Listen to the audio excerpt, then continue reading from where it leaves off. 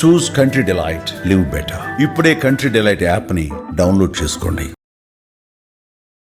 Protein తినేవాళ్ళు, నేను విన్నది ఏంటంటే దట్ నాన్ వెజిటేరియన్ చాలా ఎక్కువ టైం ఉంటుంది మన బాడీలో. సో ఒక చికెన్ తిన్నవాళ్ళు నెక్స్ట్ డే బహుశా 12-14 గంటల వరకు అది హరాయించుకోవడం కష్టం అని. ఇది నిజమా అండి?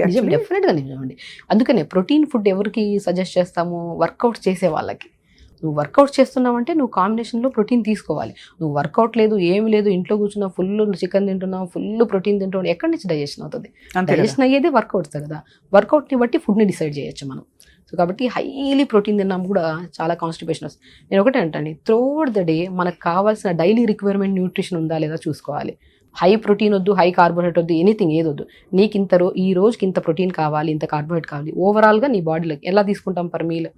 ఎవరైనా సరే గట్ హెల్త్ అనే కాదు, ఓవరాల్గా హెల్దీగా ఉండాలంటే ఇప్పుడు మనం చెప్పిన పద్ధతిని ఫాలో అయితే ద పర్ఫెక్ట్లీ గుడ్ అంటాను. ఫస్ట్ ఏం చేయాలి? మనం ఫస్ట్ మౌత్ నుంచి ఈజీగా లోపలికి పంపించే డీటాక్స్ వాటర్ తాగాలి. సో మార్నింగ్ లేచాక ఒక 250 ml 300 ml తీసుకోండి డీటాక్స్ వాటర్. డీటాక్స్ ఎలా చేయాలి? అందులో కొద్దిగా పావు స్పూన్ జీలకర్ర వేయండి, పావు స్పూన్ సోంపు వేయండి, పావు స్పూన్ మెంతులు వేయండి, కొద్దిగా ధనియాలు వేసుకోండి, కొద్ది వామ్ వేసుకోండి. ఇవైతే మనకి యాంటీ ఇన్ఫ్లమేటరీ, యాంటీ ఫంగల్గా పనిచేస్తుంది, యాంటీ వైరల్గా పనిచేస్తుంది, అండ్ మోర్ ఇమ్యూనిటీ కదా. ఈ ఇంగ్రీడియంట్స్ని పావు స్పూన్ మరి ఏమంటే 2-3 స్పూన్లు వేసుకునే వాళ్ళు ఉంటారు కొంతమంది. ఎక్కువ తీసుకొని ఓవర్ హీట్ చేసుకోవడం ఎందుకు బాడీని? పావు స్పూన్ తీసుకొని ఒక 300 ml వాటర్లో గోరువెచ్చగా వేడి చేసుకొని ఫిల్టర్ చేసుకొని డే స్టార్ట్ విత్ ఈ వాటర్. సో ఈ వాటర్ మనం తాగామనుకోండి, సో ఒకటి మొత్తం ఫ్లష్ అయిపోతుంది మోషన్. ఇది కూడా ఏది అలవాటు చేసుకోవద్దు. నేను చాలా మందికి అంటాను, గట్ హెల్తీగా ఉండాలా లేదనేది మనం కొన్ని అడిక్షన్స్ ఉంటాయి. కొంతమందికి టీ తాగితేనే మోషన్ అవుతుంది, ఇది మోర్ డేంజరస్. ఇది నేను యాక్చువల్లీ నెక్స్ట్ అడగబోతున్న ప్రశ్న అదే. మాకు చాలా మందికి టీ కాఫీ తాగకపోతే వాళ్ళకి బండి కదలదు, అదొక ప్రోగ్రామింగ్ అయిపోయి ఉంటుంది బాడీలో. అదొక పాయిజనస్ అడిక్షన్ అంట నేనైతే. నిజంగానే, ఎందుకంటే ఇది ఒక అడిక్షన్. అది తాగలేదనుకోండి మోషన్ అవ్వదు. ఒకరోజు 4-5 రోజులు ఆపేస్తామనుకోండి అసలు మోషన్ అవ్వదు.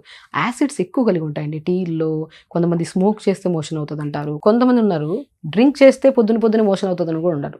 కొంతమంది ఉన్నారు. సో ఇవన్నీ అడిక్షన్స్. ఎప్పుడు పొద్దున్న లేచిన వెంటనే ఒక హెల్దీ పర్సన్ అంటే లేచిన వెంటనే వాష్రూమ్కి వెళ్ళి మొత్తం ఫ్లష్ చేసి వితిన్ 2 to 3 minutesలో ఫ్లష్ చేసి బయటకు వచ్చి వర్కౌట్ చేసుకొని మంచిగా డీటాక్స్ వాటర్ తాగి, దాని తర్వాత ఒక మంచి వెజిటబుల్ జ్యూస్ తాగి, దాని తర్వాత ఒక మంచిగా జావలు తాగి.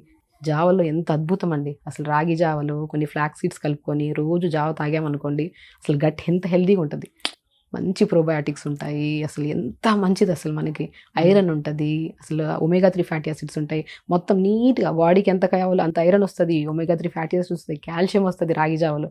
రాగి జావ ఒక అద్భుతం. ఇప్పుడు కాదు, పాతకాలం నుంచి రాగి జావ తాగి నరాలకి బలం, జాయింట్స్కి బలం. అందరికీ పడుతుందండి రాగి?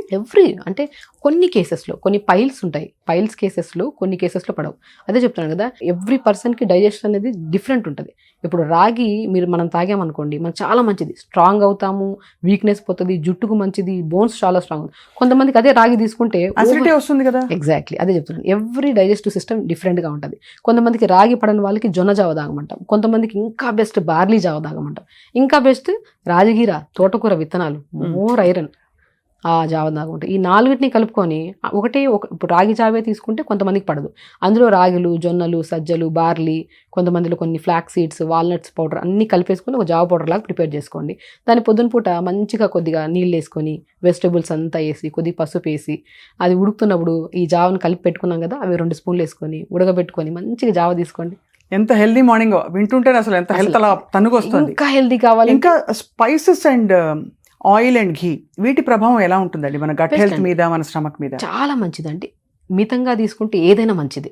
సో కోకోనట్ ఆయిల్ తీసుకోమంటారు పొద్దునే కొంతమంది. ఇవన్నీ నేను ఏమంటే ఇవన్నీ వద్దు, అడిక్షన్స్ చేసుకోవద్దండి. ఫస్ట్ మీకు ఏదైనా సరే ఇది తీసుకుంటేనే మోషన్ అవుతుంది, ఇది తీసుకుంటేనే నాకు అవుతుంది, ఏదైనా సరే ఇది ఉందో ఏ ప్రాబ్లం అయినా సరే ఇది తీసుకుంటే నాకు తగ్గుతుంది అన్న అడిక్షన్స్ పెట్టుకోవద్దండి. ఒకవేళ అడిక్షన్ ఉందనుకోండి దాన్ని ఇమీడియట్గా ఇది చేసుకోవద్దు. ఇప్పుడు మనకు ఒకవేళ ఘీ తాగితేనే, కోకోనట్ ఆయిల్ తీసుకుంటేనే అంటే కొన్ని రోజుల వరకే, ఎప్పుడు గట్లో చాలా స్ట్రక్ అయిన పార్ట్ ఉంటుంది కదా, అదే ఫ్లష్ అయ్యేంత వరకే. వన్స్ నీట్గా మోషన్ అవుతుందంటే ఆ అడిక్షన్ కూడా ఆపేసేయండి. రైట్. దేనికి అలవాటు చేసుకోవద్దండి. పొద్దున్నే లేగండి, బెడ్ దిగిన వెంటనే మోషన్కి వెళ్ళిపోయి ఒక 2 minutesలో మొత్తం ఫ్లష్ చేసి బయటికి రండి. తర్వాత ఆ రోజు చాలా హాయిగా ఉంటుంది, కూడా బాగా నడుస్తుంది. కొంతమంది వేడి నీళ్ళు తాగుతారు కూర్చొని, ఆ వేడి నీళ్ళు అలవాటు కొంతమందికి పొద్దున్నే అలవాటు పొద్దున్నే. అంటే బాడీని ఆటోమేటిక్ కండిషన్లో పెట్టాలి. ఆటోమేటిక్ కండిషన్లో.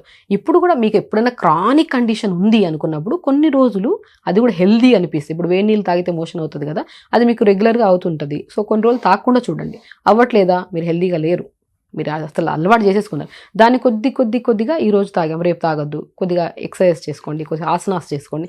సో స్లోగా అలవాటు కూడా పోతుంది. అప్పుడు మీకు అసలు ఏ అలవాటు లేదు. పొద్దున్నే బెడ్ దిగుతారు, మోషన్ ఫ్లష్ చేస్తారు, ఇంకా మీ త్రోట్ దడి చూడండి ఎంత యాక్టివ్. ఎంతసేపటి లోపల మోషన్ అవ్వాలండి? లేచిన ఎంతసేపటి లోపల హెల్దీ అడల్ట్ కి బెడ్ దిగిన వెంటనే వెళ్ళిపోవాలండి. బెడ్ దిగిన వెంటనే బెల్లు కొట్టినట్టు వెళ్ళిపోవాలి మోషన్కి వెళ్ళాలి. అసలు 90% కూడా కాదు, ఎవరికి ఉండదు. హెల్తీ లైఫ్ స్టైల్ ఎవరికి లేదు స్వప్న గారు. ఇప్పుడు ఎలా అయిపోయిందంటే ఎప్పుడన్నా ప్రతి ఒక్కరు క్వశ్చన్ వేసుకోండి మనకు మనం, ప్రాపర్ ఫుడ్ ఉందా, ప్రాపర్ స్లీప్ ఉందా, ప్రాపర్ వాటర్ తాగుతున్నారు, ఇవన్నీ పక్కన పోండి, అట్లీస్ట్ 1 hour ఎక్సర్సైజ్ చేస్తున్నారండి. ఇవన్నీ లేనప్పుడు మన గట్ హెల్తీగా ఉండాలి, నేను హెల్తీగా ఉండాలి, నా స్కిన్ హెల్తీగా ఉండాలి, ఇంపాసిబుల్. బాడీ అనేది బ్యూటిఫుల్ థింగ్. మీరు మంచి ఫుడ్ ఇచ్చారు అంటే అది ఎంత అందంగా ఉంటుందంటే మిరాకిల్ రిజల్ట్స్. అసలు మీరు యంగ్గా ఉంటారు, హెల్దీగా ఉంటారు, స్కిన్ హెల్దీగా ఉంటుంది. అది చూసుకోవడానికి కూడా మనం చాలా ఆశపడతాం కానీ చెయ్యం. అది సన్నగా అని అందరికీ ఉంటుంది, హెల్దీగా ఉండాలని అందరికీ ఉంటుంది, కానీ ఆ ప్రాసెస్ అనేది కొద్దిగా టఫ్గా ఉంటుంది. అది చేసుకుంటే అంత బాగుంటుంది. ఆ టఫ్ ప్రాసెస్ చేస్తున్నారా? చేయట్లేదు. ఆ టఫ్ అనుకుంటాం కానీ. నాకు మాత్రం మీరు ఇచ్చిన టర్మరిక్ టీ బాగా పనిచేస్తుంది. బెస్ట్ అండి. అసలు టర్మరిక్ యాంటీ ఇన్ఫ్లమేటరీ. అసలు అన్నీ నానబెట్టుకుని గింజలన్నీ రాత్రే పెట్టుకుని ప్రిపేర్ చేసుకున్న ఒక డబ్బాలో రాత్రి నానబెట్టి అందులోనే ఒక బెండకాయ, కొంచెం గుమ్మడికాయ ముక్క, మీరు చెప్పారు తెల్ల గుమ్మడికాయ ముక్క, కరివేపాకు, కొత్తిమీర, ఇంకా మింట్ అన్నీ వేసేసి 2 ఆకులు వేసేసి నానబెట్టేసి పొద్దున్న దాన్ని లైట్గా హీట్ చేసి వడగట్టేసి దానిలో ఇంత చిటికెడు పసుపు వేసుకుని తాగమన్నారు. అవును, స్కిన్కి ఎంత మంచిది. అసలు తాగారు మీరు, ఎంత హెల్దీగా ఉంటారు. అసలు గట్టికి చాలా మంచిది. అది నిజంగా ఒక అంటే అది అడిక్షన్ కాదు కానీ ఒక హెల్దీ హ్యాబిట్ లా అనిపిస్తుంది. బెస్ట్ అది. మార్నింగ్ మోషన్కి వెళ్ళి వచ్చిన వెంటనే డిటాక్స్ వాటర్ తాగితే ఆ మోర్ ఎనర్జీ మనకి. అంటే త్రూఅవుట్ ద డే మనం తింటున్నాం కదా, అది డైజెషన్ చేయడానికి కూడా యూజ్ అవుతుంది ఈ వాటర్. నెక్స్ట్ డే మార్నింగ్ మోషన్కి వెళ్ళడానికి కూడా చాలా ఫ్రీ అయిపోతుంది మనకి. డాక్టర్ షగుఫ్తా, లవంగం ఎఫెక్ట్ ఏంటండి? లవంగం చాలా మంచి ఔషధం. కొంచెం హీటింగ్ ప్రాపర్టీస్ ఉన్నా కూడా మన బాడీలో గొంతు క్లియర్ చేయడానికి కానీ, అలాగే పంటి నొప్పి వచ్చినా కానీ, అలాగే ఈవెన్ డైజెషన్కి చాలా మంచిదని విన్నాను నేను. నిజంగా లవంగం ఒక బెస్ట్ ఔషధం మౌత్ క్లీనింగ్ కోసం. మనము స్టార్ట్ అయ్యేదే ఫుడ్ ఎక్కడి నుంచి, మౌత్ నుంచి వెళ్తుంది. మౌత్ మనం క్లీన్గా ఉంచాలి. ఆ క్లీన్గా ఉంచే గుణాన్ని లవంగం కలిగి ఉంది. లవంగాన్ని మనము పంటి నొప్పి ఎప్పుడన్నా, ఇది ఇప్పుడు మనకి ఇక్కడ పసుపావం ఏంది, లేదంటే గమ్స్లో ఇన్ఫెక్షన్ వచ్చింది, బ్లడ్ వచ్చింది, ఒక లవంగాన్ని క్రష్ చేసి అక్కడ పెట్టి ఇలా ప్రెస్ చేసామనుకోండి, 5-10 నిమిషాలు ఆ పెయిన్ పోతుంది మనకి. ఎంత ఇన్ఫ్లమేటరీ ప్రాపర్టీస్ కలిగి ఉంది. మనకి ఏదైనా బ్యాక్టీరియల్ ఇన్ఫెక్షన్, ఫంగల్ ఇన్ఫెక్షన్, లేదంటే మనకి చీము పట్టిన వస్తుంది, ఏది ఉన్నా సరే పెట్టిన వెంటనే తగ్గుతుంది. ఏ మెడిసిన్ కూడా అంత తొందరగా ఎఫెక్టివ్గా పనిచేద్దాం, లవంగం అంత పనిచేద్దాం. అంత బ్యూటిఫుల్ ప్రాపర్టీస్ కలిగి ఉన్నవి లవంగం ఉంది. మన దాల్చిన చెక్క కూడా చాలా అద్భుతం.